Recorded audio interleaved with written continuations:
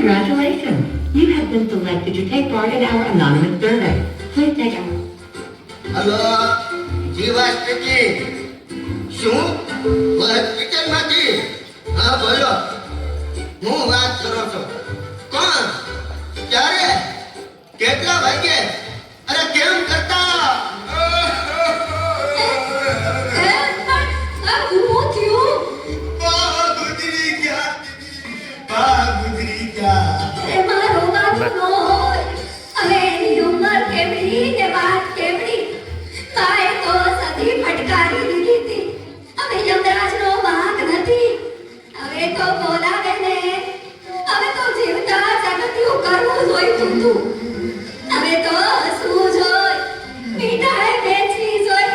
મારા બા નથી ગુજરી ગયા તારા બા ગુજરી ગયા છે